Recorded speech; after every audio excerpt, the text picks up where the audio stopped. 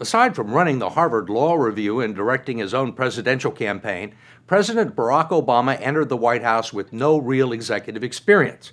Now he's grappling with the challenges of running one of the largest enterprises in the world under the most trying circumstances. How's he handling the pressure? What's an average day like? And how are his wife, Michelle, and their young daughters adjusting? The president talked about all of that as he gave us a tour of the White House grounds. So have you gotten into a routine?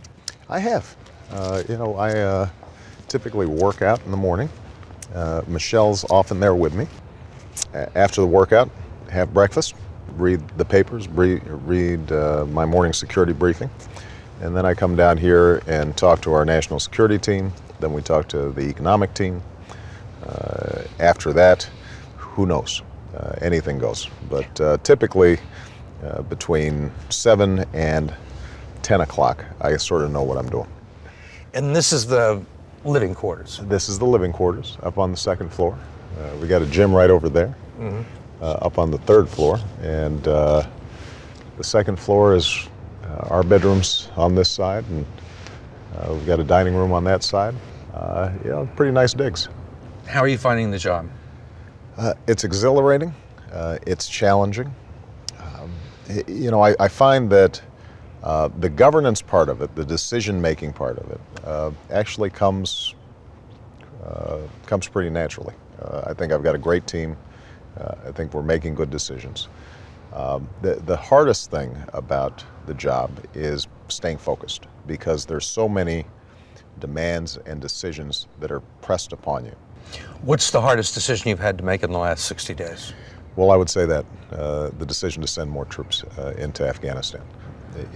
I think it's the right thing to do, but it's a weighty decision, because we actually had to make the decision prior to the completion of a strategic review that we were conducting. When I make a decision to send 17,000 young Americans to Afghanistan, you can understand that intellectually, but understanding what that means for those families, for those young people, when you end up sitting at your desk signing a condolence letter to one of the family members of a fallen hero, you're reminded each and every day, at every moment, that the decisions you make count. What's the most frustrating part of the job? The fact that you are often confronted with bad choices that flow from less than optimal decisions made a year ago, 2 years ago, 5 years ago, when you weren't here. A lot of times when things land at my desk, it's a choice between bad and worse. And as somebody pointed out to me, the only things that land on my desk are tough decisions, because if they were easy decisions, somebody down the food chain's already made them. How many decisions do you have to make a day? Can't count them. Lots. Yeah, lots. Every time somebody walks in your office? There's a decision. Otherwise, they don't get a meeting. And you're briefed for all that before it happens? I am. I spend a lot of time reading. People keep on asking me, well, what are you reading these days? Well, mostly briefing books. You get a little time to read history or,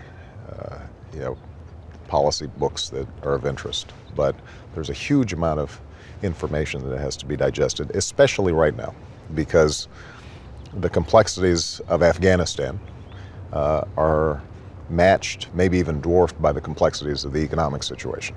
And there are a lot of moving parts to all of that. Do you take a day off? I do.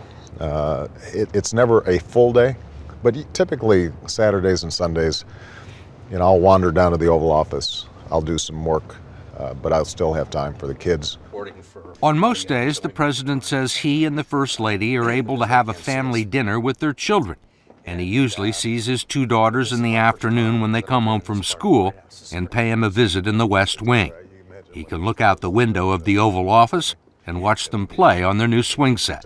Pretty spectacular swing set. I have to say that I was not the purchaser of this. The Admiral, our chief usher, Admiral Steve Kroft, took great interest when we said that we should get a swing set, and found what I assume must be the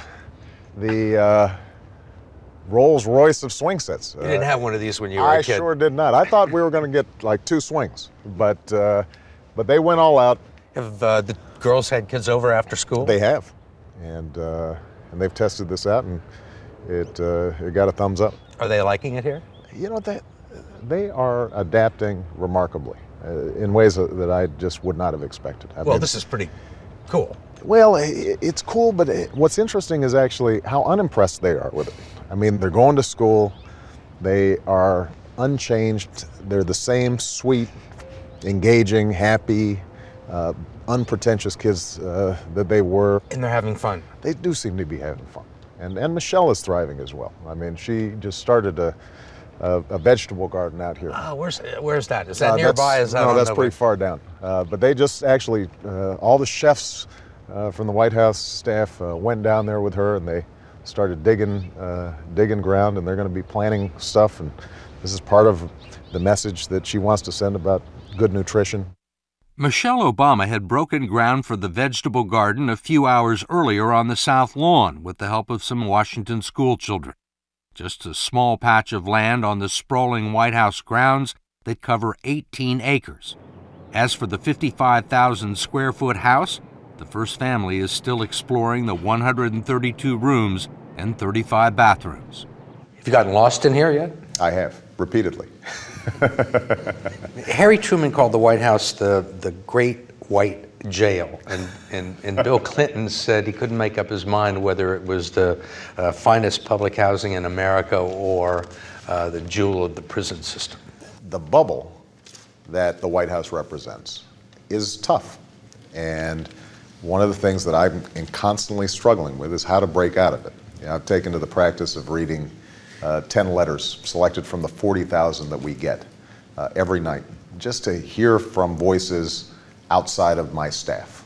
The inability to just go and sit at a corner coffee shop and have a chat with people, or just listen to what folks are saying at the next table.